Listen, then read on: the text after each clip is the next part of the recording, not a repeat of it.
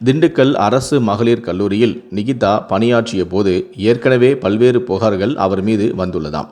அதாவது தன்னுடைய துறைசார் பணிகளை முறையாக செய்யாதது, கல்லூரி நிர்வாகத்துக்கு கட்டுப்படாதது போன்ற அடுக்கடுக்கான புகார்களில் சிக்கியவராம் இந்த நிகிதா.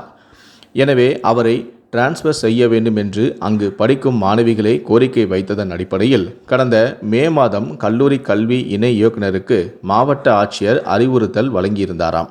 இது தொடர்பான விசாரணை நடத்திய இணை இயக்குனர் நிகிதா மீதான குற்றச்சாட்டுகளை உறுதி செய்து கல்லூரி கல்வி இயக்குநருக்கு விரிவான அறிக்கையும் அனுப்பியிருக்கிறாராம்.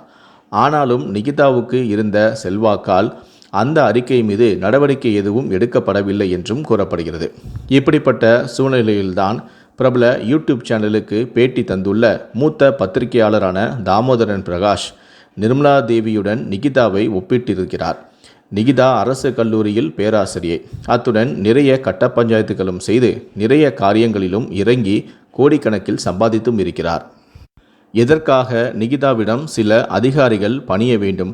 மாணவிகளை அவர் தவறான வழியில் ஈடுபடுத்தினாரா?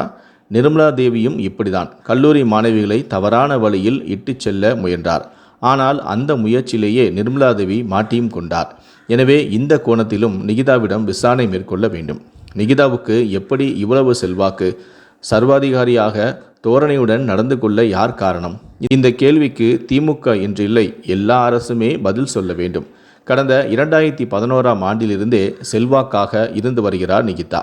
இவருக்கு பின்னணியில் உள்ளவர் யார் என்று சாதாரணமான குடிமகனும் கேள்வியாக எழுப்பக்கூடும். இப்போது ஒரு உயிரே போயிருக்கிறது. அஜித்தின் மரணம் தமிழக மக்களின் மனசாட்சியை உலுக்கி எடுத்து வருகிறது. இதெல்லாம் தெரிந்துதான் சிபிஐக்கு உத்தரவிட்டிருக்கிறார் முதலமைச்சர். சிபிஐ வந்தாலும் நிகிதாவை காப்பாற்ற முயற்சிகள் நடக்கலாம். காரணம், நிகிதா பாஜகவின் ஆதரவாளர். எடப்பாடி பழனிசாமி தானே சிபிஐ விசாரணை கேட்டார். அவர்களே விசாரித்து கொள்ளட்டும் என்றே இப்போது சிபிஐ விசாரணைக்கு உத்தரவிடப்பட்டுள்ளது. சிபிஐ என்ன வானத்திலிருந்து குதித்தவர்களா என்ன என்று ஜெயலலிதா ஒருமுறை கேட்டதுதான் தற்போது எனக்கு நினைவுக்கு வருகிறது.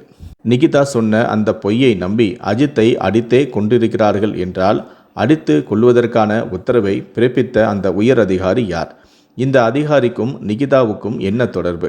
நிகிதா தவறிழைத்ததாக இதுவரை எந்தவொரு அதிகாரப்பூர்வமான விளக்கமும் வரவில்லையே.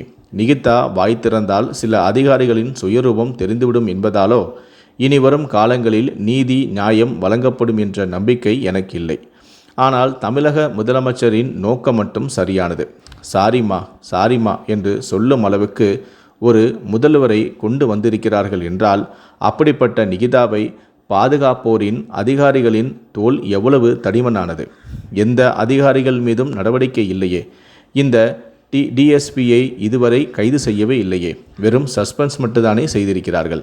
தமிழகத்தை வளர்ச்சி பாதைக்கு கொண்டு போகணும், அதற்காக நல்ல விஷயங்களை செய்ய வேண்டும் என்று நம்முடைய முதலமைச்சர் நினைக்கிறார். ஆனால் சுற்றிலும் யாரும் சரியில்லை.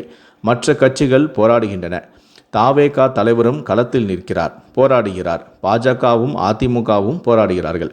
எனினும் எதிர்க்கட்சி தலைவராக இருந்து நேரில் கூட செல்லவில்லையே. ஸ்ரீமதியை மறந்தே விட்டபோது அஜித்குமாரையும் நாளவில் அனைவருமே மறந்து விடுவார்கள். மாணவியான ஸ்ரீமதி சமூகத்தின் சக்கரத்தில் சிக்கி இறந்தார் என்றால் அஜித் அரசியல் சக்கரத்தில் சிக்கி இறந்துவிட்டார். அஜித்துக்கு போஸ்ட்மார்ட்டம் நல்லபடியாக நடந்தது. ஆனால் ஸ்ரீமதிக்கு அப்படி நடக்கவில்லை. இத்தைக்கும் அஜித் சார்பில் எந்த டாக்டரும் நியமிக்கப்படவும் இல்லை. அந்த போஸ்ட்மார்ட்டத்தை செய்தவர்களே சிறப்பாக செய்துள்ளனர். அஜித், ஸ்ரீமதி போன்றோர் குரலற்றவர்கள். இவர்களின் குரல்கள் எப்போதுமே எடுபடாது என்றெல்லாம் அவர் அந்த பேட்டியில் கூறியிருக்கிறார். இதை பற்றி உங்களுடைய கருத்துக்கள் என்ன அப்படிங்கிறத கீழே இருக்கக்கூடிய கமெண்ட் செக்ஷனில் மறக்காமல் சொல்லுங்கள். முடிந்த அளவுக்கு இந்த வீடியோவை மற்றவங்களுக்கும் ஷேர் பண்ணுங்கள். நன்றி, வணக்கம்.